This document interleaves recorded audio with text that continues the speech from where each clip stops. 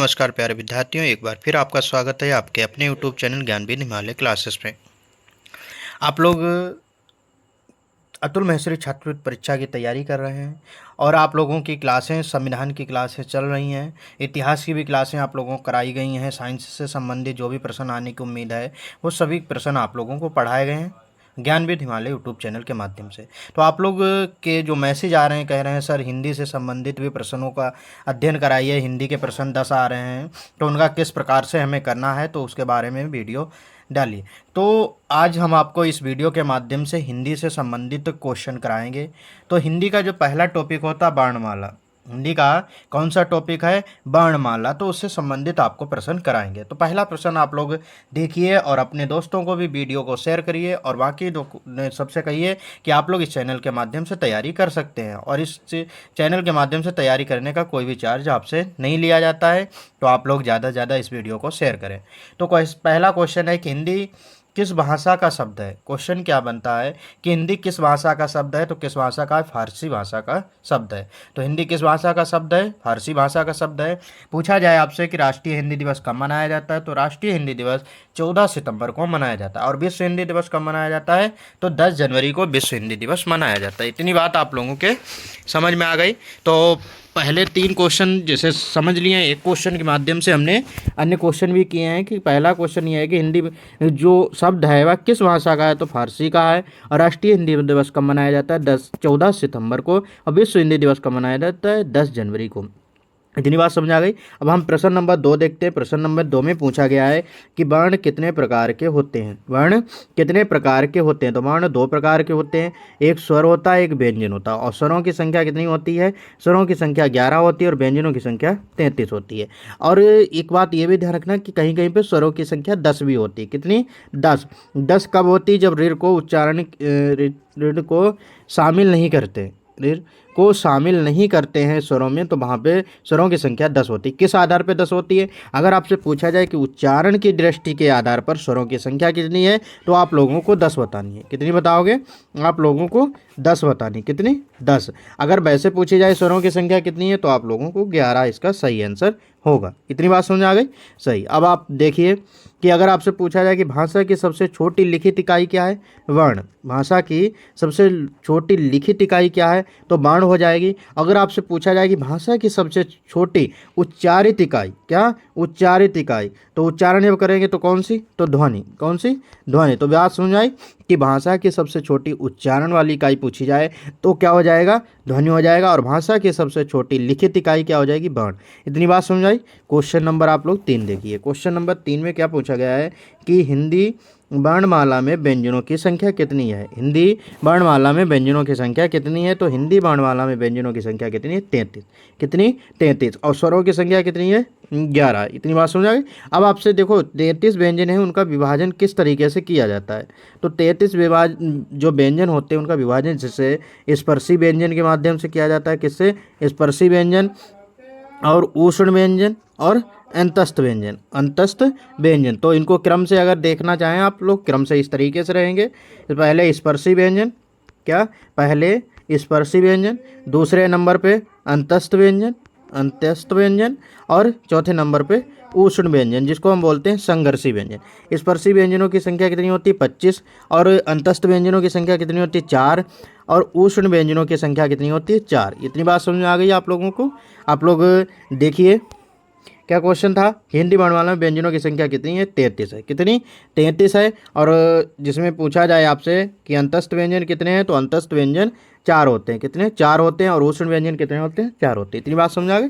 प्रश्न नंबर 4 देखिए। प्रश्न नंबर 4 में पूछा गया है, प्रश्न नंबर 4 में आपसे पूछा गया है, कहा गया है इस प्रश्न में कि लेखन के आधार पर वर्णमाला में वर्णों की संख्या कितनी होती है? तो लेखन के आधार पर वर्णमाला में वर्णों की संख्या कितनी होती है? 52। कितनी? 52। अगर आपसे उच्चारण की दृष्टि से पूछी जाए तो कितने हैं? तो कितने रहेंगे? तो 45। तो 45 कब रहेंगे? उच्चारण की दृष्टि से हिंदी वर्णमाला में कितने अक्षर होते हैं? 45। और लेखन के आधार पर कितने होते हैं? तो 52 होते हैं। इतनी बात समझ आ गई। अब क्वेश्चन नंबर 5 देखिए। क्वेश्चन नंबर 5 में पूछा गया है कि संयुक्त व्यंजनों की संख्या कितनी है? क्या? संयुक्त व्यंजनों की संख्या कितनी है? तो संयुक्त व्यंजनों की संख्या है 4। कितनी? 4। छा, त्रा, स्रा और क्या। ये 4 क्या है, संयुक्त व्यंजन है। और इन्हें पूछा जाता है कि संयुक्त व्यंजन किससे मिलकर बने होते हैं। अब जैसे छा है, क्या छा है तो किससे किससे मिलकर बना होता है, तो का प्लस सा। इस चीज़ का बहुत आप लोगों को ध्यान देना है कि कौन सा हलंत वाला अक्षर रहेगा। अब जैसे ये का है, का कैसा रहेगा, हलंत। ये नीचे लगा जो हलंत है इसको क्या कहते हैं, आधा का कहेंगे। क्या कहेंगे, आधा का। जब आधे का में सा प्रवेश करता है, जब इनका दोनों का क्या होता है, संधि होती है, तो यहाँ पे क्या बन जाता है, छा बन जाता है। क्या बनता है, छा। तो इन सभी बातों को आप लोग को याद रखना है कि का छा का मिश्रण किससे किससे होता है, का और सा से। त्रा का किससे होता है, ता और रा से। सिरा का किससे होता है, सा प्लस रा। ज्ञा का किससे होता है, ज्या ज्या ज्या जा प्लस यहाँ, ये वाला इस तरीके से, ये ध्यान रखना। सही, यहाँ पे थोड़ी मिस्टेक है तो आप लोग सही कर लेना। जा प्लस यहाँ से क्या होता है, ज्ञा। तो इन शब्दों को, इन प्रश्नों को अपने दिमाग में बिठा लीजिए और कॉपी पेन लेकर बैठें और सभी बिंदुओं को लिखते रहें, क्योंकि पेपर भी अब आप लोगों का दूर नहीं है। क्योंकि पेपर 2 पालियों में कराया, 2 समय से कराया जा रहा है। एक तो 10 तारीख को एक पेपर होने वाला है और दूसरा जो पेपर होगा वह 17 तारीख को पेपर होगा। तो पेपर कितने होंगे, एक पेपर होगा, लेकिन 2 तारीख निश्चित की गई है। एक 10 तारीख निश्चित की गई, एक 17 तारीख निश्चित की गई है। तो जिन बच्चों के एडमिट कार्ड आ चुके हैं तो उनकी 10 तारीख है, और अभी कुछ बच्चे हैं कि एडमिट कार्ड नहीं आए तो उनके शायद 17 तारीख को पेपर होगा। इसलिए उनके एडमिट कार्ड थोड़े समय बाद आएंगे। तो 10 तारीख वाले बच्चों के एडमिट कार्ड आने लगे हैं। तो आप लोग इसी तरीके से तैयारी करते रहिए। क्वेश्चन नंबर अगला देखिए। क्वेश्चन नंबर 6 में पूछा गया है, उच्चारण के आधार पर स्वरों की संख्या कितनी होती है। उच्चारण के आधार पर स्वरों की संख्या कितनी होती है, 10 होती है। और वैसे स्वरों की संख्या कितनी होती है, 11। ऋर क्या होता है, उसका उच्चारण नहीं होता है, क्योंकि जब ऋर का उच्चारण करते हैं तो क्या निकलता है, री। और री क्या है, एक व्यंजन है। इसी कारण इसे उच्चारण की दृष्टि से स्वर की श्रेणी में नहीं शामिल करते हैं। तो स्वरों की संख्या वैसे कितनी होती है, 11 होती है। अगर आपसे पूछा जाए कि स्वरों की संख्या कितनी है तो आप लोगों को 11 बताना है। उच्चारण की दृष्टि से आपसे अगर स्वरों की संख्या पूछी जाए तो आप लोगों को कितनी बतानी है, 10 बतानी। बात समझ आ गई कि नहीं। और कहीं कहीं पर आप लोग देखते होंगे 13 भी मिलता है। तो लेखन के आधार पर, किसके आधार पर, लेखन के आधार पर स्वरों की संख्या कितनी होती है, तो वहाँ पे 13 कहीं कहीं पे आंसर मिल जाता है। जब स्पेशल पूछा लेखन की दृष्टि से तो 13 सही करना, और स्वरों की संख्या पूछी जाए तो 11 सही करना, और उच्चारण की दृष्टि से पूछा जाए तो आप लोग 10 आप लोगों को सही लगाना है। क्वेश्चन नंबर 7 था कि संयुक्त स्वरों की संख्या कितनी है। संयुक्त स्वरों की संख्या कितनी है, 4। कितनी है, 4। अब संयुक्त स्वर का मतलब आप लोग समझ रहे हैं। संयुक्त स्वर जैसे कौन कौन से 4 होते हैं, देखिए। संयुक्त स्वर में जो 4 होते हैं, ए, ऐ, ओ और औ। अब आप लोग सोच रहे होंगे ये संयुक्त किस प्रकार हैं, आप लोग सोच रहे होंगे कि ये संयुक्त किस प्रकार हैं। तो संयुक्त व्यंजन कितने होते हैं, 4। कौन से, चा, त्रा, ज्ञा, स्रा, ये होते हैं। और अगर संयुक्त स्वर पूछे जाए तो कौन से, ए, ऐ, ओ, औ, ये क्या होते हैं, संयुक्त स्वर होते हैं। अब देखो जैसे ये है कि क्या बना है, ए को किस तरीके से, आ प्लस ई बराबर क्या हो जाएगा, ए हो जाएगा। इसी कारण इन्हें क्या कहते हैं, संयुक्त स्वर कहते हैं। संयुक्त स्वरों की संख्या कितनी होती है, 4 होती है। इतनी बात आप लोगों को समझ में आ गई। अब इन बिंदुओं को भी देख लीजिए कि आगत स्वर कितने हैं। तो आगत स्वर कितने हैं, 2 हैं। आगत स्वर कितने हैं, 2 हैं। और आगत व्यंजन पूछे हैं तब भी क्या है, जो आगत व्यंजन है उनको क्या कहते हैं, जो आगत व्यंजन है जैसे नवीन ध्वनियाँ जिनको कहते हैं, 5 हैं। आगत व्यंजन कितने हैं, 5 हैं। लेकिन आपसे अगर पूछा जाए कि आगत स्वर कितने हैं तो 2 हैं। कौन कौन से, अंग और आह। तो अंग कैसा है, अनुस्वर। अंग क्या है, अनुस्वर है। और आह कैसा है, विसर्ग। आ विसर्ग है। तो बात सुनाई। तो पूछा जाता है कि आह क्या है, विसर्ग है। और अंग क्या है, तो अनुस्वर है। बात समझ आ गई। सही। अगला प्रश्न देखिए। जैसे ये पूछा गया है कि अयोगवाह स्वरों की संख्या कितनी है। तो अयोगवाह स्वरों की संख्या कितनी है, 2 है। और कौन कौन सी, अंग और आह। क्वेश्चन नंबर 8 आप लोगों को देखना है। क्वेश्चन नंबर आप लोग 8 देखिए और इसका आंसर बताइए कि किस बच्चे को इसका सही प्रश्न का आंसर पता है। क्वेश्चन नंबर 8 में पूछा गया पार्श्विक वर्ण कौन सा है। पार्श्विक वर्ण कौन सा है, तो कौन सा हो जाएगा, ला। पार्श्विक वर्ण कौन सा है, ला है। और लुंठित वर्ण कौन सा है, रा। लुंठित वर्ण कौन सा है, रा है। और अर्धस्वर कितने होते हैं, तो अर्धस्वर कितने होते हैं, अर्धस्वर 2 होते हैं। कितने, अर्धस्वर 2 होते हैं। कौन कौन से, या और बा। अब आप लोग सोच रहे होंगे या और बा अर्धस्वर किस प्रकार हैं। तो देखिए आप लोग, जैसे आप लोग लिखें, क्या लिखें, कौवा, ये लिखा आप लोगों ने। अगर इस तरीके से आप लिखें कौवा, तो क्या बताओ कहीं पर गलत है? ये भी कौवा सही लिखा है, ये भी कौवा सही लिखा है। अगर दूसरा देखिए जिसे इस तरीके से महिलाएं, क्या लिखा है? महिलाएं, और यहाँ पे लिखिए महिलाएं, महिलाएं, क्या कहीं पर गलत लिखा है?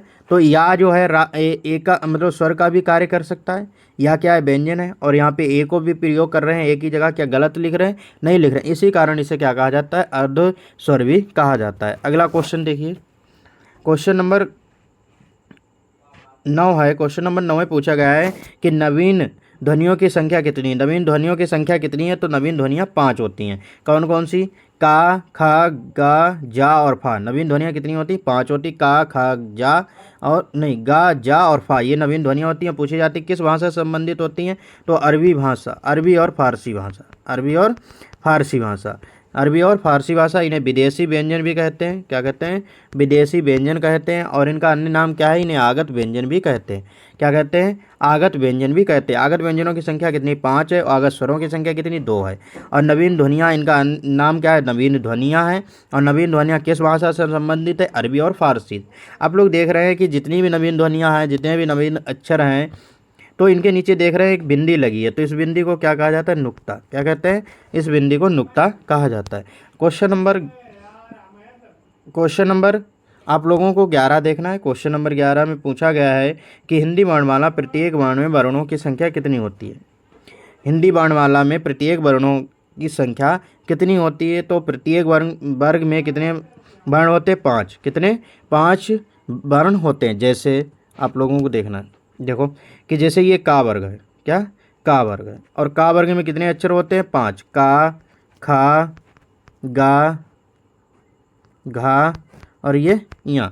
तो इस तरीके से ये 5 अक्षर बने होते हैं क्रम से। तो इन्हीं को कहते हैं, ये क्या हो गया? का वर्ग। तो एक वर्ग हो गया और अक्षर कितने हो गए? 5। तो एक वर्ग में कितने अक्षर होते हैं? एक वर्ग में कितने अक्षर होते हैं? 5। तो 5 हो गए। और कितने वर्ग होते हैं? 5 वर्ग। तो टोटल कितने हो गए? 25 वर्ण। और 25 इन्हीं 25 वर्णों को क्या कहते हैं? स्पर्शी व्यंजन कहते हैं। क्या कहते हैं? स्पर्शी व्यंजन कहते हैं। इतनी बात तो आप लोगों को समझ में आ गई। अब आप लोग ये प्रश्न देख लीजिए, क्वेश्चन नंबर 10 छूट गया था। क्वेश्चन नंबर 10 में पूछा उत्क्षिप्त व्यंजनों की संख्या कितनी है? तो उत्क्षिप्त व्यंजन कितने होते हैं? 2 होते हैं। उत्क्षिप्त व्यंजन कितने होते हैं? 2 होते हैं। इस तरीके के बने होते हैं उत्क्षिप्त व्यंजन। इनको अन्य किस नाम से जानते हैं? इन्हें ताड़न जाति भी कहते हैं। ताड़न जाति व्यंजन कहते हैं। और द्विगुड़ी व्यंजन के नाम से भी इन्हें जाना जाता है। तो कितने नामों से? देखो, एक तो उत्क्षिप्त व्यंजन कहा जाता है, दूसरा द्विगुड़ी व्यंजन, तीसरा ताड़न जाति व्यंजन। इन्हीं दोनों को कहा जाता है। इतनी बात समझ आ गई। अब आप लोग क्वेश्चन नंबर 12 देखिए। 12 में पूछा गया है कि अघोष वर्णों की संख्या कितनी है? अघोष वर्णों की संख्या कितनी है? 13। कितनी? 13। सघोष वर्णों की संख्या कितनी है? 31 है। और अल्प प्राण वर्णों की संख्या कितनी है? 30। और महाप्राण वर्णों की संख्या कितनी है?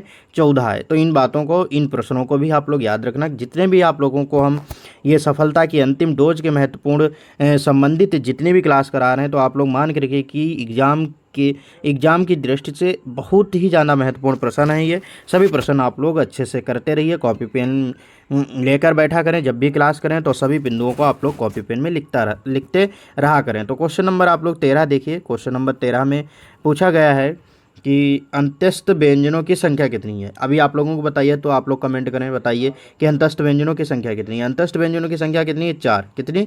4। कौन कौन से? या, रा, ला और वा। ये कैसे हैं? अंतस्थ व्यंजन है। और ला कैसा व्यंजन है? ला कैसा व्यंजन है? तो पाश्विक है। रा कैसा है? लुंठित है। और या और वा ये कैसे वर्ण है? तो ये अर्धस्वर है। कैसे है? अर्धस्वर है। सभी बातें समझा गई। देखो, रा क्या है? रा जो शब्द है, रा जो अक्षर है वह कैसा है? लुंठित है। और ला कैसा है? पाश्विक है। या और वा क्या है? अर्धस्वर हैं। क्यों है वो तो आप लोगों को अभी हमने बता ही दिया।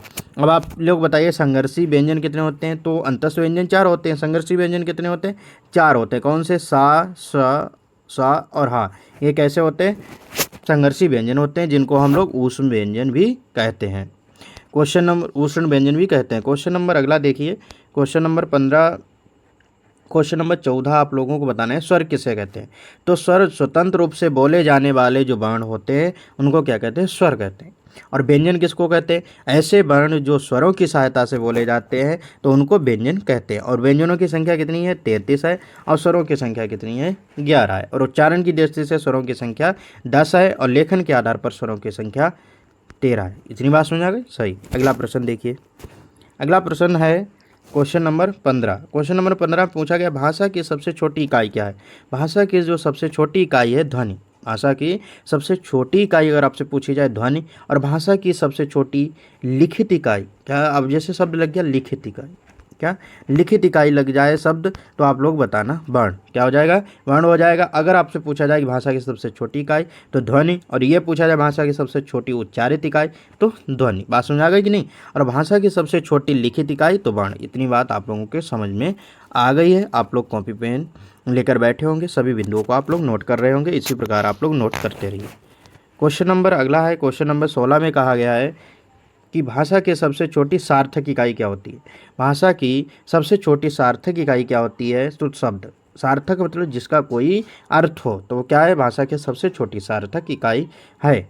अब जब छोटी शब्द से लग जाए तो आंसर रहेगा शब्द। अगर पूछा गया भाषा की सबसे मतलब भाषा की सार्थक इकाई क्या है? भाषा की सार्थक इकाई तो इसका आंसर आ जाएगा वाक्य। अगर पूछा गया सार्थक इकाई तो वाक्य। अगर पूछा गया सबसे छोटी सार्थक इकाई तो इसका आंसर शब्द रहेगा। और भाषा की सबसे छोटी इकाई क्या रहेगी? तो ध्वनि रहेगी। और सबसे छोटी लिखित इकाई क्या रहेगी? वर्ण। बात समझ आ रही है कि नहीं? आप लोग इसी प्रकार पढ़ते रहिए, अच्छे से तैयारी करते रहिए। अब जब भी आप परीक्षा देने जाएं तो आप लोग परीक्षा में क्वालिफाई ही होकर आएँ।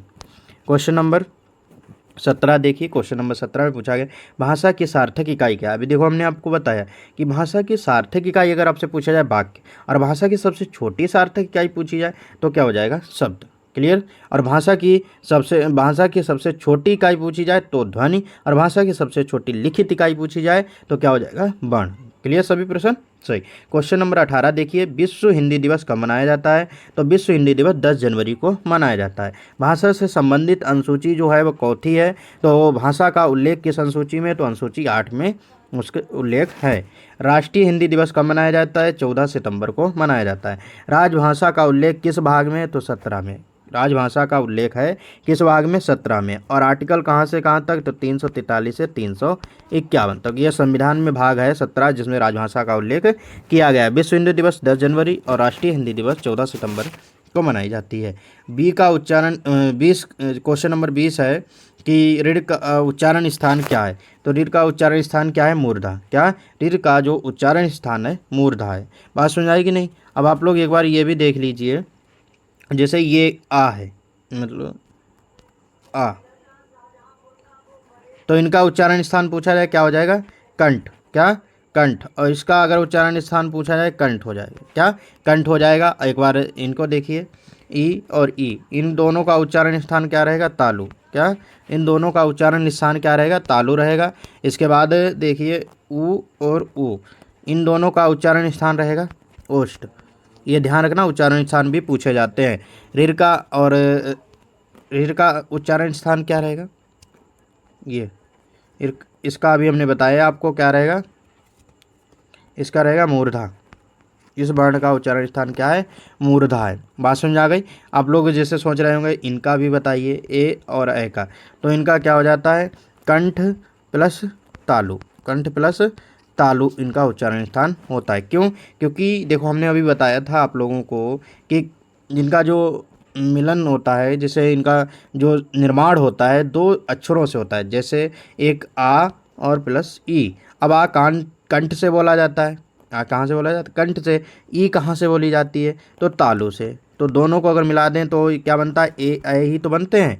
तो यही हो जाएगा कंठ और तालु। बात समझ आ गई कि नहीं? इसी प्रकार ओ और औ को समझ लीजिए। ओ और औ को समझ लीजिए। ओ और में क्या है कि जैसे हमने बताया था अभी आपको कि आ और प्लस ऊ, इन दोनों के मिलने के बाद क्या बनता है? ओ बनता है। ये कहाँ से बोला जाता है? कंठ से। और ये बोला जाता है ओष्ठ से। कंठ और ओष्ठ दोनों मिल गए तो ये बोला जाएगा कंठोष्ठ। कंठ प्लस ओष्ठ, तो औ भी यहीं से बोला जाएगा कंठ प्लस ओष्ठ। अगला देखिए कि जैसे अंग और आहा, अंग और आहा, तो ये कहाँ से बोले जाते हैं? तो ये बोला जाए अनुस्वर, जो नासिक से बोला जाएगा और ये है विसर्ग। ये कहाँ से बोला जाएगा? कंठ से। कहाँ? कंठ से बोला जाएगा। इतनी बात समझ आ गई? सही। अब आप लोग प्रश्न नंबर अगला देखिए। प्रश्न नंबर 21 में पूछा गया है कि राजभाषा आयोग का गठन कब हुआ था? तो राजभाषा आयोग का गठन हुआ था 1955 में। कब? 1955 में। क्वेश्चन नंबर 22 है कि राजभाषा से संबंधित अनुच्छेद कौन से हैं? तो राजभाषा हमने किस आर्टिकल, किस भाग में बताया? 17 में। और कौन से आर्टिकल बताए? तो 343 से 351 तक। इन बिंदुओं को आप लोग नोट कर रहे हैं, अच्छे से पढ़ते रहिए, इसी प्रकार आप लोग तैयारी करते रहिए। क्वेश्चन नंबर 23 है। क्वेश्चन नंबर 23 में पूछा गया है कि कामता प्रसाद के अनुसार वर्णों की संख्या कितनी है? तो कामता प्रसाद ने वर्णों की संख्या कितनी बताई है? तो 46 बताई। कितनी? 46 बताई है। और आप लोगों को अभी हमने आपको बताया कि लेखन के आधार पर टोटल वर्ण कितने होते हैं? 52 होते हैं। और उच्चारण के आधार पर टोटल वर्ण कितने होते हैं? तो कितने होते हैं? 45 होते हैं। इतनी बात समझ में आ गई आप लोगों को? सही। अब आप लोगों को बताना है क्वेश्चन नंबर आप लोग देखिए 24। पूछा गया है नुक्ता किस भाषा के वर्णों से संबंधित है? नुक्ता जो है किस भाषा के वर्णों से संबंधित है? तो अरबी और फारसी जो वर्ण होते हैं उससे संबंधित है। नवीन ध्वनियाँ, जैसे अभी हमने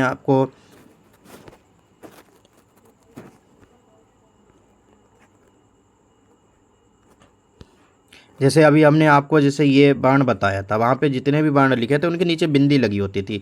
और इसी को क्या कहते हैं? नुक्ता कहते हैं। और यही पूछा गया नुक्ता किस भाषा के अक्षरों से संबंधित है? तो अरबी फारसी से संबंधित है। और नवीन ध्वनियाँ होती कितनी है? तो 5 होती। बात समझ आ गई? सही। आप लोग क्वेश्चन अगला देखिए। पूछा गया है कि 25 नंबर क्वेश्चन है, काकल्य वर्ण किसे कहा जाता है? तो काकल्य वर्ण किसे कहा जाता है? हा को कहा जाता है। स्वर कितने प्रकार के होते हैं? स्वर 3 प्रकार के होते हैं। एक ह्रस्व स्वर, एक दीर्घ स्वर, एक प्लुप्त स्वर। ह्रस्व स्वर को एक मात्रिक स्वर कहते हैं, दीर्घ स्वर को द्विमात्रिक स्वर कहते हैं, और प्लुप्त स्वर को त्रिमात्रिक या बहुमात्रिक कहते हैं। ह्रस्व स्वरों की संख्या कितनी होती है? 4 होती है। और दीर्घ स्वरों की संख्या 7 होती है। और प्लुप्त स्वरों की संख्या निश्चित नहीं होती है। तो निश्चित नहीं होती। इतनी बात समझ आ गई? क्वेश्चन नंबर अगला देखिए। क्वेश्चन नंबर 27 में पूछा गया है, क्वेश्चन नंबर 27 में पूछा गया है कि दीर्घ स्वरों की संख्या कितनी है? तो दीर्घ स्वरों की संख्या कितनी है? 7। कितनी? दीर्घ स्वरों की संख्या 7 है। तो दीर्घ स्वर कौन कौन से हैं ये आप लोग एक बार देख लीजिए। जैसे आ, ई, उ, ए, ऐ, ओ और औ। तो कितने हुए? 1 2 3 4 5 6 7। तो ये क्या हो गए? दीर्घ स्वर हैं। और ह्रस्व स्वर कितने हैं? तो ह्रस्व स्वरों की संख्या कितनी है? 4। कौन कौन से? आ, ई, उ और ऋ। ये क्या हो गए? ह्रस्व स्वर हो गए। सभी बातें आप लोगों की समझ में आ रही हैं। अगला प्रश्न देखिए। क्वेश्चन नंबर 28 आप लोगों को बताना है कि वर्णमाला किसे कहते हैं। ये अक्सर कई परीक्षाओं में पूछा जाता है कि वर्णमाला किसे कहा जाता है, इसलिए आप लोगों के इस वीडियो में हमने इस प्रश्न को सम्मिलित किया है। तो वर्णमाला किसे कहा जाता है? वर्णों के व्यवस्थित समूह को क्या कहते हैं? वर्णमाला। वर्णों के व्यवस्थित समूह को क्या कहते हैं? वर्णमाला कहते हैं। इतनी बात आप लोगों को समझ आ गई? सही। क्वेश्चन नंबर 29 देखिए, संधि कितने प्रकार की होती है? संधि कितने प्रकार की होती है? तो संधि 3 प्रकार की होती है। ह्रस्व स्वर, स्वर संधि, व्यंजन संधि और विसर्ग संधि होती है। आप लोग थोड़ा ये भी, इनका भी नॉलेज लीजिए। जैसे हमने आप लोगों को बताया था 5 वर्ग होते हैं। कितने वर्ग होते हैं? 5 वर्ग होते हैं। तो इनको थोड़े समझ लीजिए। 5 वर्ग जैसे कौन कौन से 5 वर्ग होते हैं? ये का वर्ग होता है, फिर उसके बाद चा वर्ग होता है, ता वर्ग होता है, टा वर्ग होता है और पा वर्ग होता है। सही। कौन कौन से? ये पहले टा होगा, ये ता वर्ग बाद। तो ये का वर्ग जो होगा वो कंठ से बोला जाएगा। का वर्ग कंठ से, चा वर्ग तालु से, और टा वर्ग मूर्धा से, और ता वर्ग दंत से, और पा वर्ग ओष्ठ से। इन सभी बातों को भी आप लोगों को याद रखना है। क्वेश्चन अगला है। क्वेश्चन नंबर 29 में पूछा गया है। क्वेश्चन नंबर 29 में पूछा गया है संधि कितने प्रकार की होती है? तो संधि 3 प्रकार की। ह्रस्व स्वर, व्यंजन नहीं, ह्रस्व संधि कितने प्रकार की होती है? 3 प्रकार की। स्वर संधि, व्यंजन संधि, विसर्ग संधि। तो ये बात आप लोगों को समझ गए। संधि की परिभाषा क्या होती है कि दो समीपवर्ती वर्णों के मेल को संधि कहते हैं। दो समीपवर्ती वर्णों के मेल को क्या कहते हैं? संधि कहते हैं। या इस प्रकार से भी याद रखा है कि दो समीपवर्ती वर्णों के मेल से जो परिवर्तन, जो विकार होता है उसको क्या कहते हैं? संधि कहते हैं। क्वेश्चन नंबर 30 देखिए, स्वर संधि के कितने भेद होते हैं? तो स्वर संधि 5 प्रकार की होती है। कितने प्रकार की होती है? स्वर संधि 5 प्रकार की होती है। कौन कौन सी? दीर्घ संधि, गुण संधि, यहाँ पे गलत लिखा, दीर्घ संधि, गुण संधि, वृद्धि संधि, यण संधि, अयाध्य संधि। इस तरीके से स्वर संधि के 5 भेद होते हैं। अगला प्रश्न आप लोगों को कमेंट के माध्यम से बताना है कि का वर्ग का प्रत्येक अक्षर का उच्चारण कहाँ से किया जाता है। अभी आप लोगों को हमने वर्ग बताए थे, तो पूछा गया है कि का वर्ग का प्रत्येक अक्षर का उच्चारण कहाँ से किया जाता है। कंठ से किया जाता है, मूर्धा, तालु, कंठोष्ठ, इस तरीके से जो भी उच्चारण स्थान की ग्रंथियां हैं तो वहाँ से इनके उच्चारण स्थान किए जाते हैं। तो आप लोगों को इस प्रश्न का कमेंट के माध्यम से जवाब देना है। तो आप लोग कह रहे थे कि हिंदी की सर भी क्लास कराइए, तो आप लोगों को इस वीडियो के माध्यम से हमने वर्णमाला से संबंधित जितने भी महत्वपूर्ण प्रश्न हैं उनको कराया है। आप लोग इस प्रकार वीडियो के माध्यम से क्लास कर लेते हैं और अपने पेपर की तैयारी को अच्छा बनाते हैं। और बाकी क्लासें आप लोगों की चल ही रही हैं, तो इस प्रकार आप बाकी क्लासों की भी तैयारी आप लोगों को कराते रहेंगे। हर विषयों की आप लोगों की तैयारी अच्छे तरीके से कराएंगे। जो भी समय बचा है आप लोग अपने आप भी मेहनत करें,